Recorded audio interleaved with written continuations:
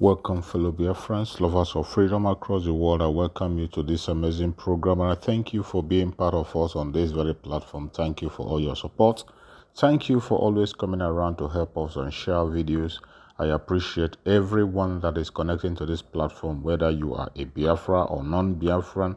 As long as you're a lover of freedom, I appreciate you and I thank you for your participation on this very platform. If you have not subscribed to this channel, please kindly subscribe to this very channel. Click the notification bell so to be notified each time I upload a video. You will be among the first to receive it. Like and share the program on all platforms. Share to family and friends. Share to everyone that is close to you so that they can get information on what is happening in the contraption called Nigeria. This is Biafra Exodus Hard Talk TV, a platform where we bring update on the things that are happening in Biafra land, more especially the war that the Nigerian government has declared against Biafrans. We bring the update and we share with you. We bring update that is coming from the Biafra Republic of Exile and from the Prime Minister of Biafra Republic of Exile, Mazi Simon Ekpa. These informations will bring it to your doorstep for you to understand what is actually going on. And today, as we speak, is the 27th of June, 2024. Here we are, bringing you updates. The Prime Minister of Biafra Republic of Exile today is going to have a State of the Union address where he is going to explain certain important information that has to do with the self-referendum of the Biafran people. As we speak, the self-referendum is ongoing and there is no stopping. Fellow Biafrans that are watching and people of the world, the insecurity in Nigeria is taking a new turn. It is very, very certain that terrorists have taken over Nigeria and they are moving forward to go ahead and run their affairs the way they want it, more especially in the northern part of Nigeria.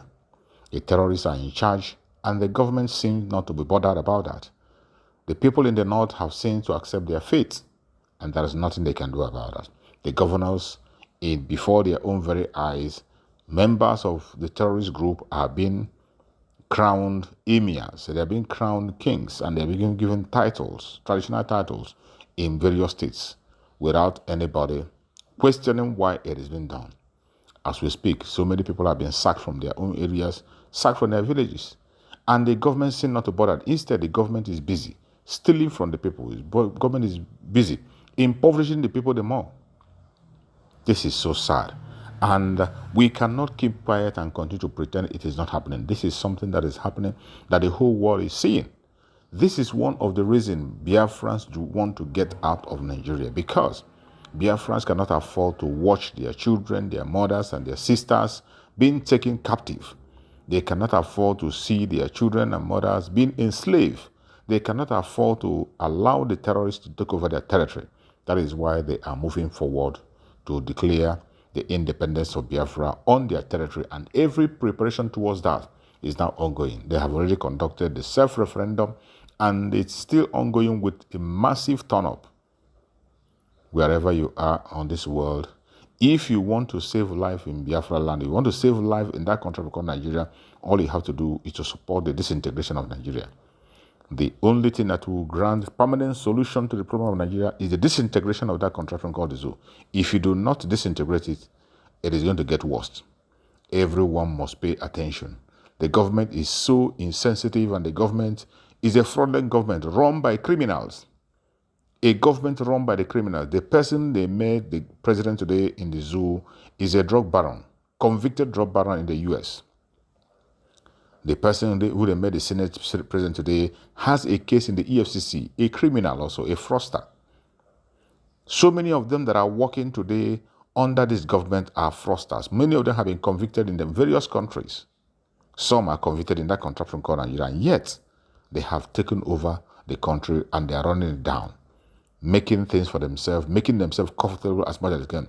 It got to the extent that the leader and the person that formed Boko Haram is the vice president. What else do you expect? How do you want the citizens to fold their hands and watch their life decimated? I am going to share with you a very important video. Pay attention on this very video. You will understand more, because certain things, if we continue to explain by our own self and say our grievances, people will think we make it up. But I'm going to share with you a video that was made in the conventional media.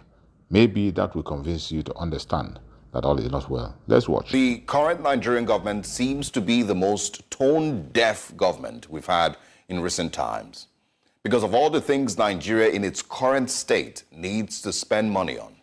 If a serious government has taken a look at the current state of affairs and truly is keen on working on a better life for its citizens, if that government, for example, put together a 100-item list, I'm sure that a serious government wouldn't find space to put 21 billion naira for the vice president's residence on that list. Just imagine.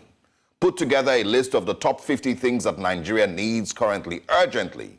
I'm sure that there wouldn't be any space if we had a serious government to put 21 billion naira in for the vice president's residence.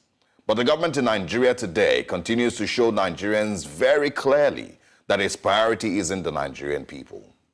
This, ladies and gentlemen, is renewed hope.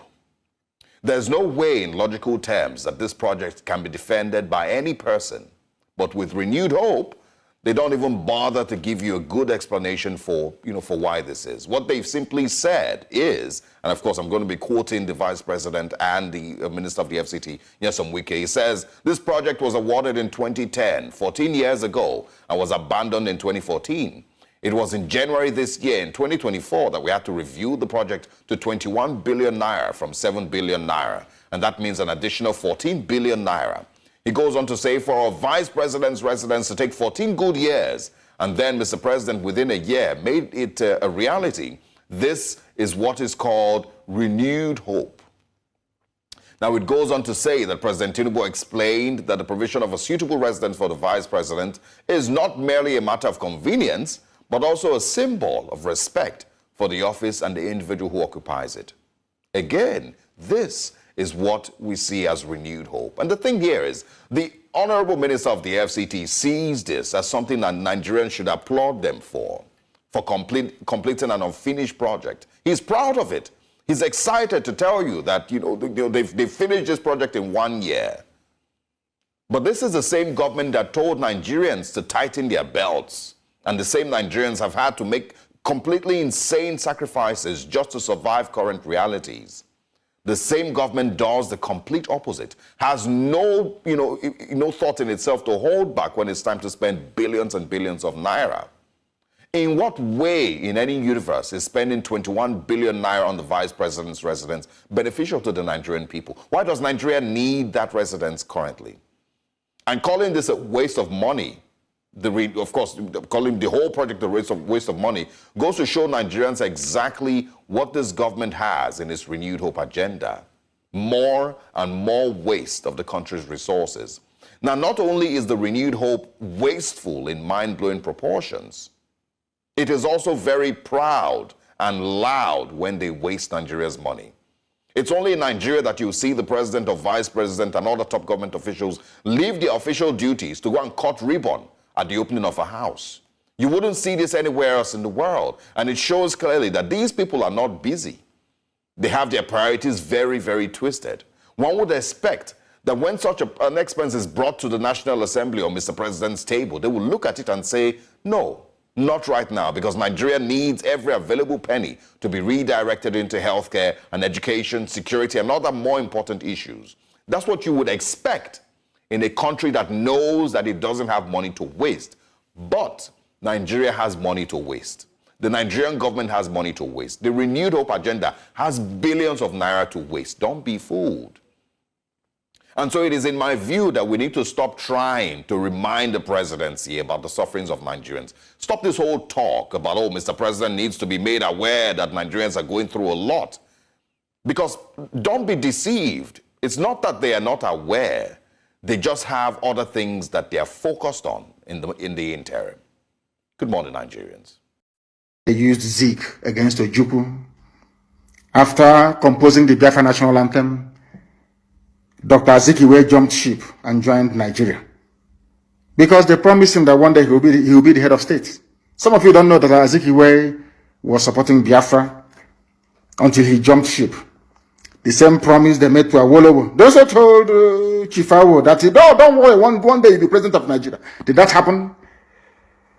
No, it never happened. The only two Yoruba men that have ever sat at the helm of affairs in the zoo called Nigeria are those picked by Fulani people. Obasanjo was picked by the Fulani.